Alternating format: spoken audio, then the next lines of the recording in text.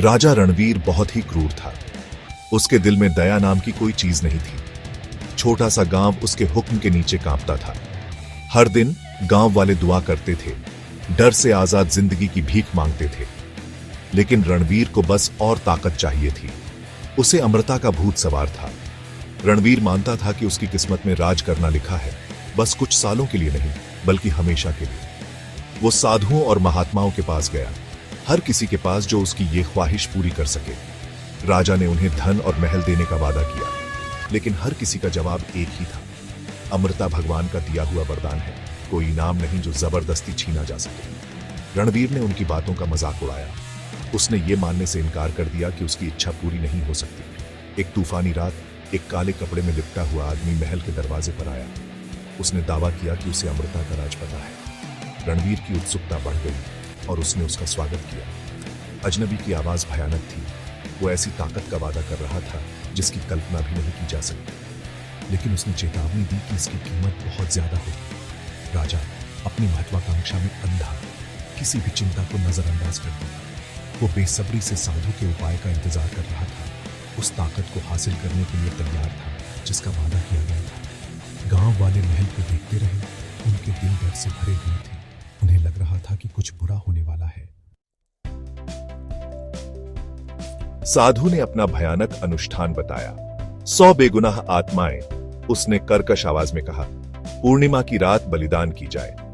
उनकी जीवन शक्ति एक विशाल मंदिर के माध्यम से तुम्हारी इच्छा पूरी करेगी। रणवीर कीमत सुनकर भी नहीं हिचकिचाया। 100 जिंदगियां, हमेशा के राज्य के लिए उसे एक अच्छा सौदा लगा। वो तुरंत मान गया। निर्माण कार्य तुरंत शुरू हो गया। मंदिर किसी और मंदिर जैसा नहीं था। यह काले पत्थर से बना था, ठंडा और भव्य। इसके प्रवेश द्वार पर कोई देवता नहीं था। इसकी दीवारों के भीतर कोई प्रार्थना नहीं की जानी थी। इसका उद्देश्य एक ही था, एक भयानक कार्य। गांव वालों को मंदिर बनाने के लिए मजबूर किया गया। वे राजा के सैनिकों की निगरानी में काम करते रहे। उनका दुख हर गुजरते दिन के साथ बढ़ता गया। हर पत्थर उनके दुख से भारी लग रहा था। उनकी मुक्ति के लिए मौन प्रार्थनाएं अनुत्तरित गूंज रही थी। राजा उनके दुखों से बेखबर रहा। उसका ध्यान मंदिर के पूरा होने और अपनी इच्छा की पूर्ति पर था। वो पहले से ही अमृता का स्वाद चख सकता था। अपने दुश्मनों की आंखों में डर की कल्पना कर रहा था, क्योंकि वो सदियों तक बिना किसी चुनौती के राज करेगा। गांव जो कभी जीवन से भरपूर था, अब डर के साए में जी रहा था। माताएं अपने बच्चों को पास पकड़े हुए उनकी सुरक्षा के लिए बेताब प्रार्थनाएं कर रही थीं। खेत खाली पड़े थे, फसल की उपेक्षा की जा रही थी। बच्चों की हंसी की जगह एक भयानक सन्नाटा छा गया था। हर पूर्णिमा को एक गांव वाले को चुना जाता था। उन्हें मंदिर में घसीटा जाता था। दया की उनकी याचना को अनसुना कर दिया जाता था। राजा अनुष्ठान की अध्यक्षता करता था। उसकी आंखें एक अजीब सी रोशनी से चमक रही थीं। हर बलिदान के साथ मंदिर एक अंधेरी ऊर्जा के साथ धड़कता हुआ प्रतीत होता था। भयभीत गांव पर लंबी भयानक परछाई डालता था। एक दिन एक बूढ़ा ऋषि, जो अपनी बुद्धि और दयालुता के लिए जाना जाता था, गांव में आया। वो उस अंधेरे को महसूस कर सकता था जिसने इसे ढंक लिया था। उसने राजा के समझौते और मंदिर में हुई भयानक घटनाओं के बारे में जाना। दुख और क्रोध से भरे हुए उसने रणवीर का सामना करने का फैसला किया। वो महल में घुस गया।